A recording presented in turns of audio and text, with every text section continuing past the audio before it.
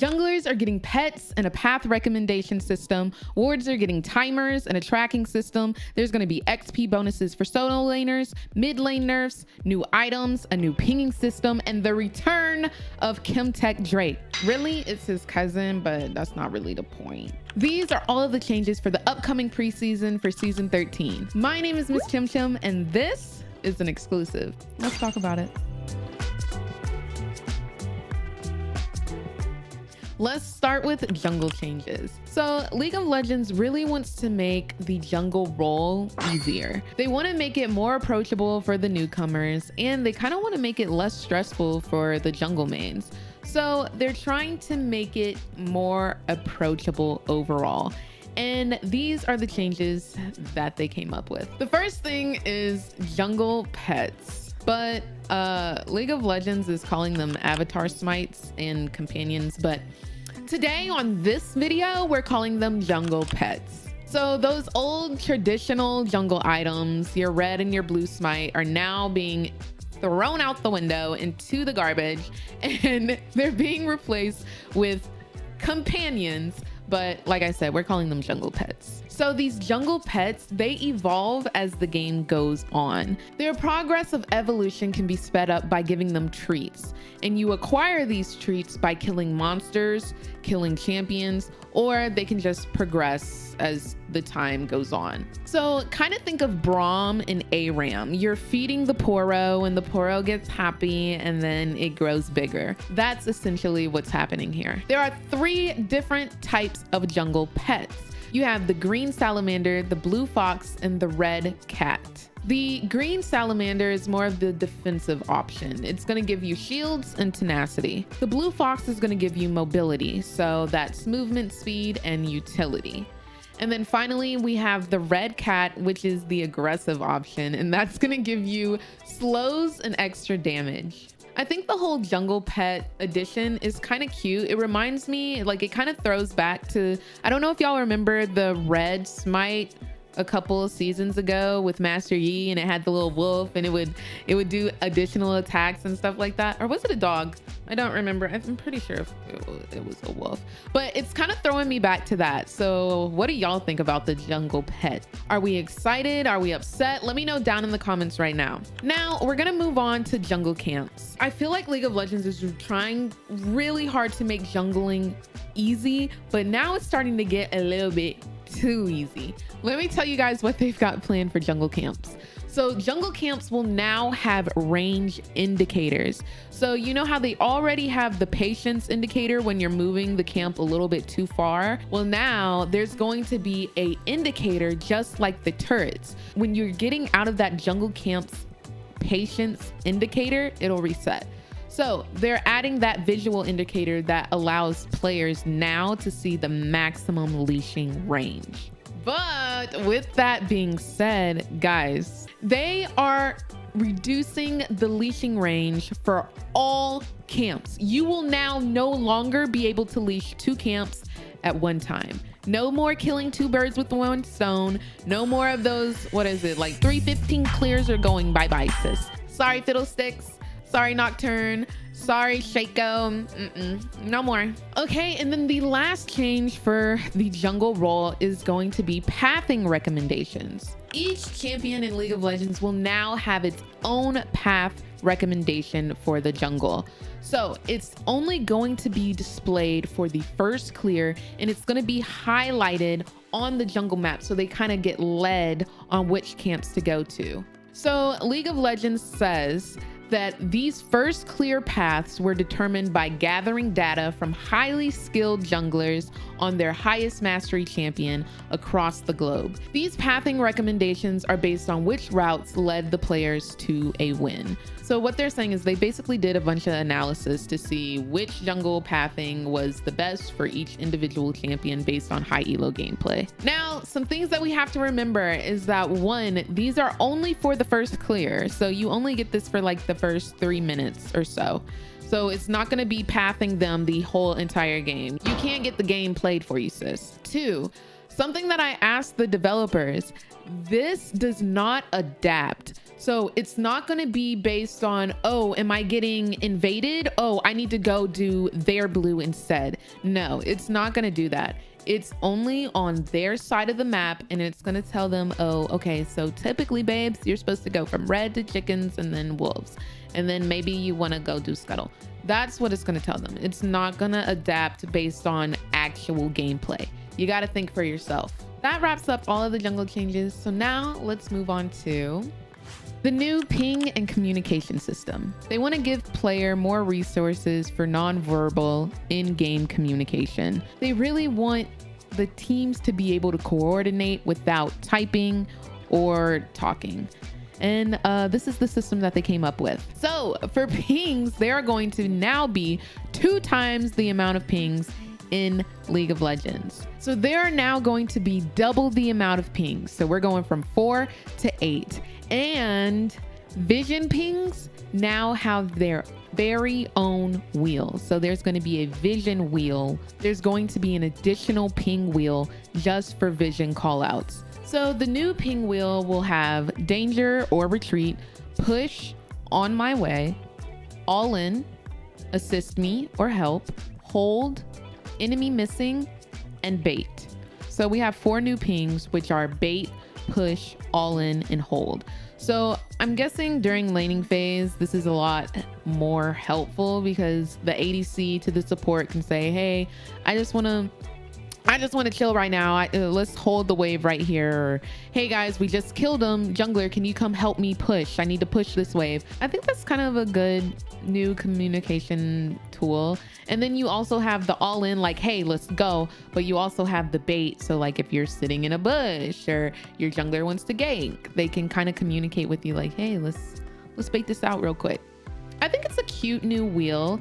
I definitely think it's going to take some time to get used to. And then for the new exclusive vision wheel, you're going to have the original enemy vision or enemy placed a ward here ping, but you're also going to have vision cleared and needs a ward. This kind of helps communicate amongst the team of, hey, we need a ward here for Dragon. Hey, we need a ward here for Baron, or I just cleared Baron, let's do it. I don't know. It kind of gives you more communication options like League of Legends wanted without you having to type. Enemy wards are also now going to have timers. So when you ping or attack an enemy ward that you have vision of, a tracker will mark that location until the ward dies or expires. So you will have a visual on your map showing you, hey, there's a ward right here and it hasn't expired yet. Also, the duration of allies' wards will now be shown on the minimap, and wards that are closer to expiring will have a unique indicator. Another new feature for communication is objective planning. League of Legends is hoping that this will help with team coordination, which is a voting-based system, kind of like forfeiting or surrendering, where you and your team can vote on whether to take or give up an objective. So when an objective is about to come up or is up currently, if you ping it, a voting prompt will then appear on your screen. You will be able to vote on whether you want to take it or just give it up. I guess this will also help in terms of, hey, I need to make sure that I do not die within 30 seconds because Dragon is coming up. It'll bring kind of more awareness to the team. And last but not least with this new communication system is off-screen pinging. When an ally pings in a location that is not currently on your screen, you will be notified which direction it came from. So it'll either be in the top left, top right, bottom left, bottom right. The missing ping, the question mark ping, will function globally like this. So if somebody pings like, oh, top lane is missing and you're an ADC, you will still get that missing ping. However, the other retreat, danger, on my way, help, all of those other pings, that will only happen if the edge of your screen is within 3,000 units of that ping. Next, let's talk about the XP buffs. Now, to be honest, I kind of fooled you with this one. This is really a buff just for top lane, but kind of mid benefits from it. But then they were like, aha, we gonna take away something from mid lane too. So let me tell you what they're doing. Solo laners will now receive slightly more XP than what duo laners will. Currently, solo laners have a 93% multiplier for XP. Well, that is now going up to 95%. And then duo laners, they currently have a 24.73% XP multiplier. That is now going down to 22%. So solo laners now are getting more XP while duo laners are getting less. However, mid laners, I know you're all, wee, yay, happy. No, not for you. League of Legends is now going to be giving you less gold in the mid lane. So minion gold will be reduced. You will now receive 1 less gold from every minion up until 14 minutes. How you like them apples? No, because they really were like, hey, everybody lit. Except for you mid lane, go sit down. That is hilarious to me. And I know mid laners are going to say something about this because mid laners are the most vocal. Whenever they're upset, y'all gonna see it on Twitter. Next, we're gonna talk about the new items and the updates to some of the old items. I have no flashy, fun, cool, cute way to display this information to you. I am not a League of Legends analyst. I have I don't know build paths. I don't know how to do this stuff. Okay. So I will just present to you the new items. You can ooh and ah if you want to, but I have no clue what these things are going to do to the game state. And none of these are like ADC items. So I could care less. All right, here we go. Also, if I butcher these names, don't come for me in the comments. I don't know. Okay, here we go. The first new item is going to be a new mythic item called Icathia's Endurance. This is being added with hopes of adding more durability over the course of a team fight. The statistics of this item is 400 health, 30 armor, 30 magic resist, and 20 ability haste. With this item, for each second in champion combat, you will gain a stat gaining 3 armor and 3 MR, up to 10 maximum stacks. At maximum stacks, you will become empowered, instantly draining enemies around you for 4% of your maximum health. This will be reduced to 30% against minions and monsters, but you will also double your resist from stacks until the end of combat. This will be then placed on a 60-second cooldown. The next new mythic item is going to be called Radiant Virtue. This is going to be for top and jungle champions who are tanky, and it's supposed to be optimal for when they're playing grouped up with their team. The stats for Radiant Virtue are going to be 400 health, 30 armor, 30 magic resist, 20 ability haste, and you will gain Guiding Light, which upon casting your ultimate, you transcend, increasing your maximum health by 10% for 9 seconds. While you are transcended, you and your allies within 1200 range of you will gain 25 non-ultimate ability haste, and you will heal for 1.5% of your maximum health every 3 seconds. This will be increased up to 100% based on that champion's missing health. Healing is then doubled on yourself. Once this is used, it will go on a 90-second cooldown. Another new mythic is coming to Summoner's Rift, and this one's going to be for champions that want to scale into being massive tanks. So I'm assuming the Cho'Gath, the Mundo, but basically it's going to give you 800 health, 200% base health regen, and then 20 ability haste. With this item, you will get Colossal Consumption. You will charge up a powerful attack against the champion over 3 seconds while you are within 600 range of them. And the charge attack drains the target, dealing 187 bonus physical damage and healing you for that amount.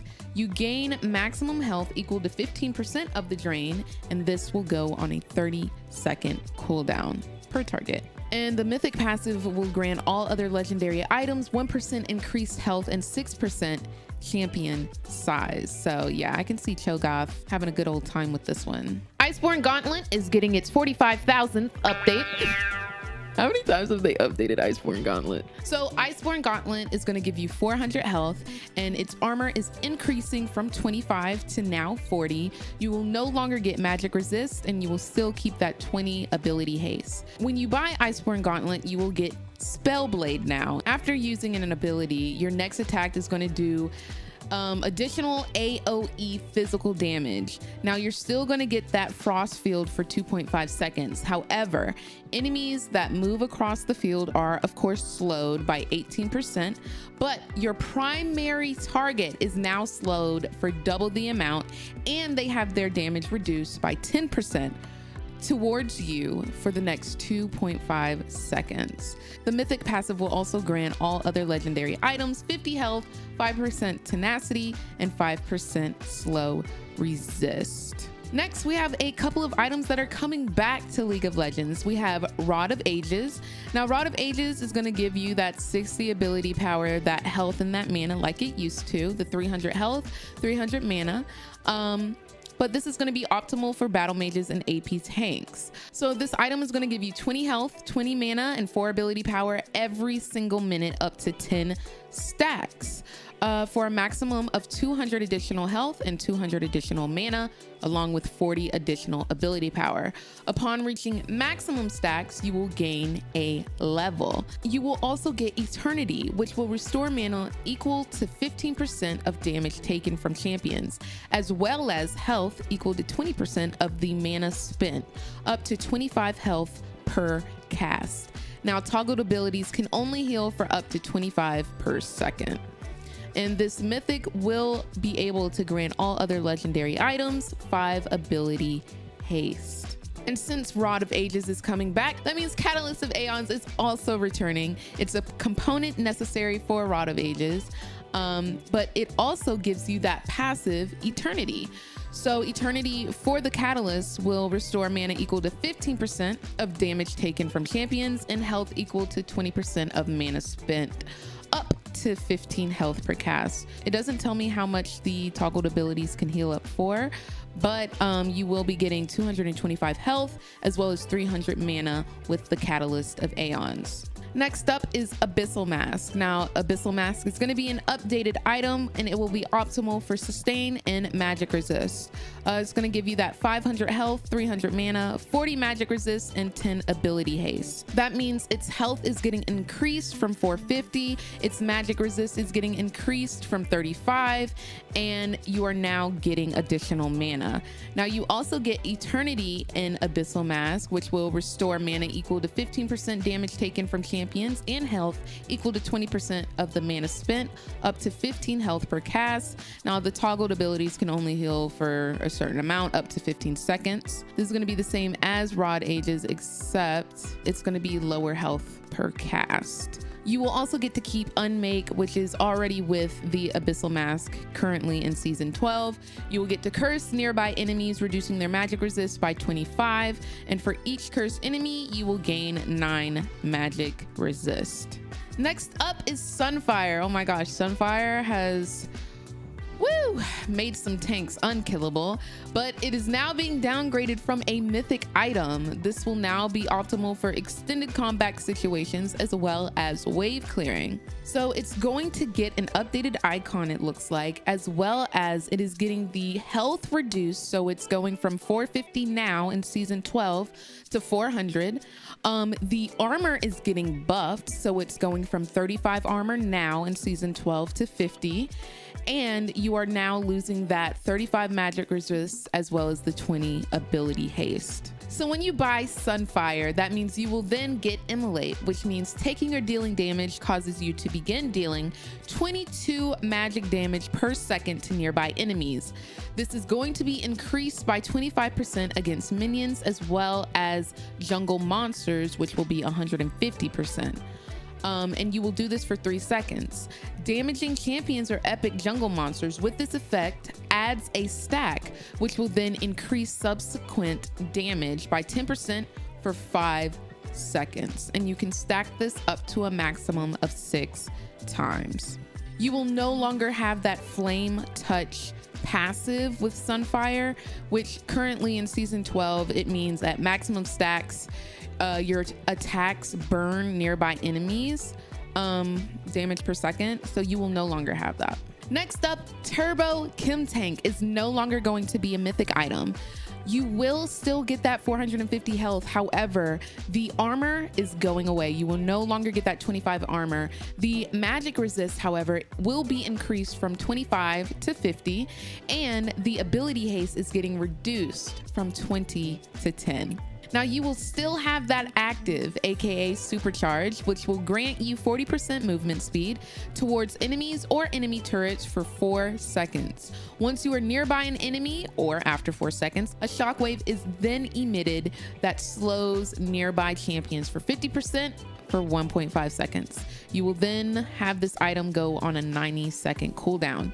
Now, even though you get to keep this active, you will no longer have refuel, which means that the moving and taking damage from champions and large monsters fills up the Chemtech. That is no longer the case. You will no longer get that extra damage to nearby enemies at 100 stacks. The next change is going to be Randuin's Omen.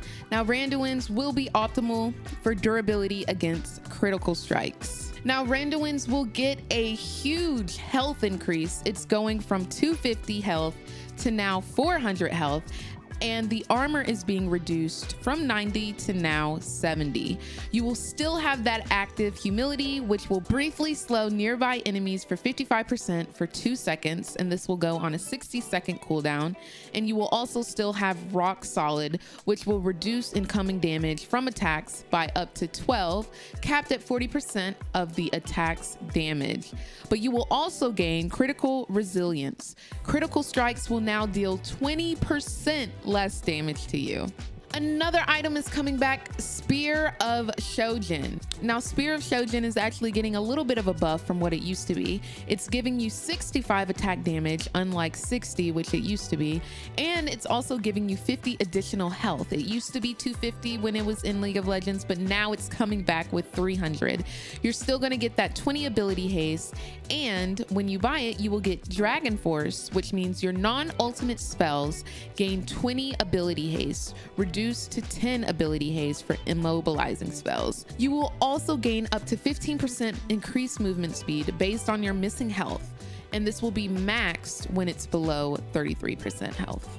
Now, please take note that this item will perform different for melee and ranged champions. Another change is going to be to Ravenous Hydra. Now, Ravenous Hydra is going to get an attack damage increase, going from 65 to now 70.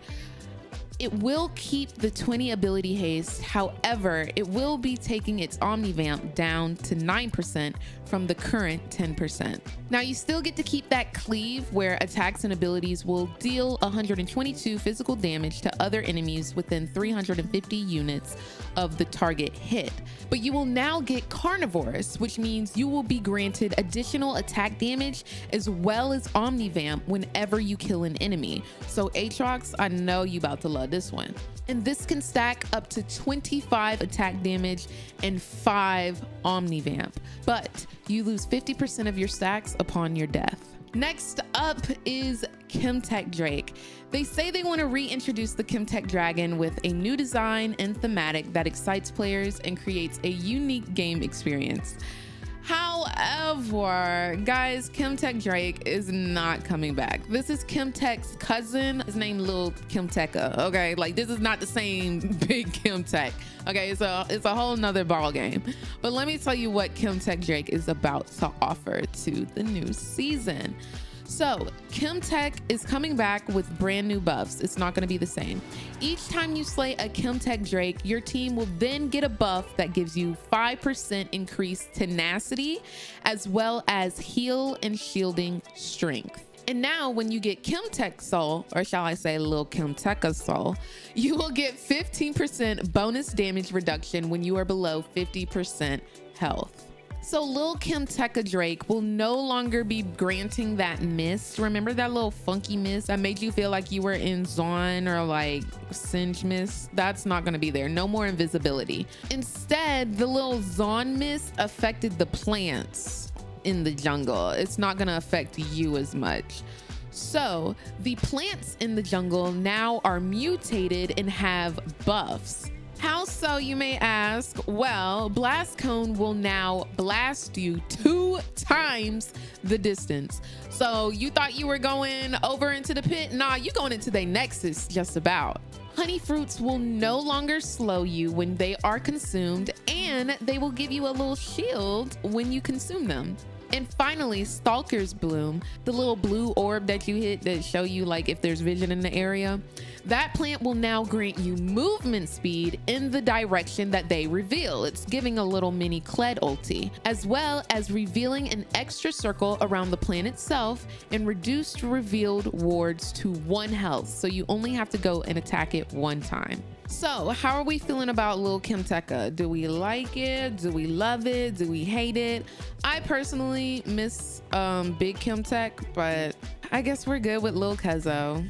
Finally, there are going to be new loadout recommendations. So for runes, League of Legends is now going to have a system that will recommend you runes for your specific champion. Now, this will not be adaptive to, oh, we see there's an enemy, a Moo LeBlanc, I don't know, brand. Oh, sis, you should probably take magic resist. It's not going to do all of that. It's just going to give you a good recommendation based on your champion. So for example, if I'm going Kaisa, it's probably going to recommend Hail of Blades. These recommendations will be updated every patch, and the data is going to be driven by what is popular as well as optimal. Finally, the champion ability recommendations. League of Legends will now implement a system so that when you are in game and you level up, it will now recommend what order you should level up your skills in. Now, this is going to be updated once every patch, and it will be driven based on what is optimal as well as popular. So how do we feel about preseason 13? I hope you guys are, I don't know, kind of excited, but let me tell you about the dates before you click away. These changes are going to hit PBE on October 4th at 8 a.m. PST. So babes, that's 11 a.m. for EST. And then these changes are going to hit the live server on November 16th at 12 p.m. Pacific Standard Time. I can't wait to see what you guys think about the preseason, and let me know, did you guys enjoy this preseason update video? This is the first time I've ever done something like this. I kind of want to know how I could give this information to y'all better. What did you like? What didn't you like? Would you rather me have included my opinion on some of the stuff, or are you going to watch the opinionated video that I'm going to put out? It's just going to be me talking about what I like about the changes and what I don't like. So if you want to see that video, make sure you subscribe and give this video a thumbs up. It definitely helps me, as well as make sure you go and follow me on my Twitch. I stream every day at 5 p.m. Eastern Standard Time, and I'd love to see you there. Well, guys, that's going to be it for me. I hope you guys enjoyed the video, and I will see you next time. Bye-bye.